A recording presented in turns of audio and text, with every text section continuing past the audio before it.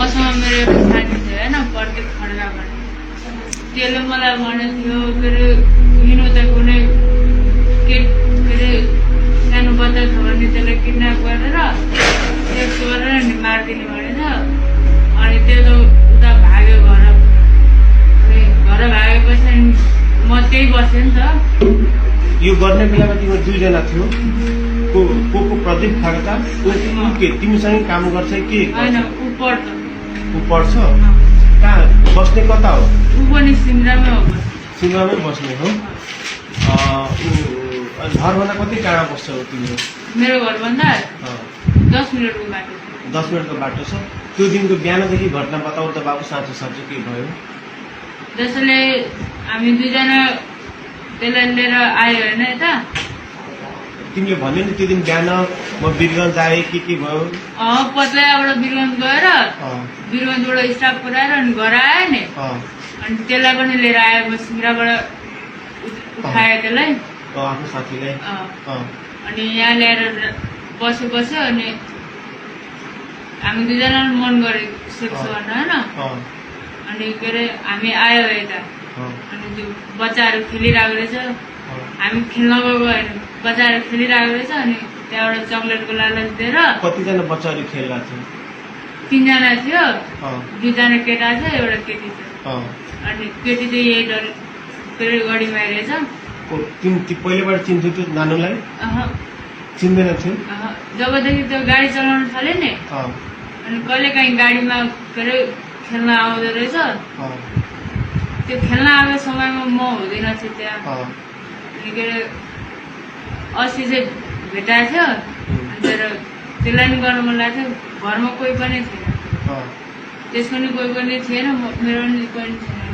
लिएर आयो, जति मन गर्यो। चक्लेट किन्यो अनि त्यो त्यहाँबाट भन के भयो? चक्लेट किनेपछि अनि त्यसलाई लिएर गयो। होइन म एक्लै गएको थिएँ। अनि चक्लेट किनेर आएपछि के भयो? त्यहाँ गयो, बच्चाहरू खेलिरहेको थियो। बच्चाहरू खेलिरहेको थियो। त्यो प्रत्येक पनि त्यही थियो। तिनीहरूले हेरिरहेको थियो। म चक्लेट किनेर आएँ अनि चक्लेटको लालच दिएर लिएर गयो त्यसलाई। अनि दुईटा भाइहरूले के गर्यो? त्यो भाइहरूलाई चाहिँ थोरै थर्काउनु बित्तिकै रुँदै घर पुग्यो। अनि के अरे चक्लेटको लालच दिएर गएपछि अनि हामी गयो त्यो घरमा। त्यो घर कसको घर थियो?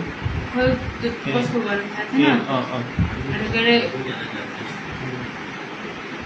हामी यताउता हेऱ्यो, मान्छे छैन भनेर होइन। मान्छे थिएन। म आएँ, म पहिला सुरुमा छिरेँ होइन। अनि पछि केटी छिर्यो, बहिनी छिर्यो। अनि पछि लास्टमा प्रत्येक छिर्यो होइन। अनि म जबसम्म मन भएन नि तबसम्म गऱ्यो त्यसले गऱ्यो। म यत्तिकै हेरेर बसिरहेको। मेरो त एकचोटि उयो गर्नु चाहिँ निक्लिहाल्यो। अनि के अरे त्यसले जति मनसम्म गऱ्यो। कति रस्सीहरू बाँधेको थियो नि त्यो बेला? त्यतिखेर नि यहाँ मात्रै बाँधेको थियो। मैले पक्रेर बसिरहेको थिएँ, त्यसले उयो गरेर बसिरहेको थिएँ होइन। अनि के अरे जब त्यसको नि भयो नि अनि त्यसले भने यसले त यो उठ्यो, बिहोसबाट उठ्यो भने नि यसले हामीलाई भनिदिन्छ, यसलाई गएर मारिदियो भनेर नि त्यो गयो, गाडी लिएर गयो। त्यसलाई नि गाडी चलाउन आउँछ, स्कुल पढ्नु भयो भने गाडी लिएर गयो त्यो आफ्नो घर। म के अरे उयो सुसार गरेर नहाए धुवा गरेर खाना खाएर अनि त्यसको घर गयो। किनकि रिजर्भ थियो त्यसको घरको साइडबाट। अनि के अरे रिजर्भ लिएर गएर हेटौडा पुग्यो। हेटौडाबाट फेरि आउँदा रात पर्दाखेरि फेरि फोन आयो। फेरि भेटाएन भनेर फोन आयो होइन। फेरि त्यसको भोलिपल्ट पनि फोन आयो, त्योबाट पनि भेटाएन भनेर आज फोन आएको थियो, भेटायो भनेर आज फोन आएको थियो। अनि त्यो रस्सी बाँध्यो, तन्नामा राखे कतिखेर? जब भ्यायो नि हामी दुईजनाले, त्यो निक्ल्यो। अनि म एकैछिन बसेँ त्यहीँ। त्यसपछि आए, त्यतिकै लट्क्यो अवस्थामा छोडेर ढोकालाई चुकुर लगाइदिए। तिमीले रस्सी बाँधेर लट्काइदिएको? के अरे चुकुर लगाइदिए। त्यो रस्सी र तन्ना कसले लिएर आयो?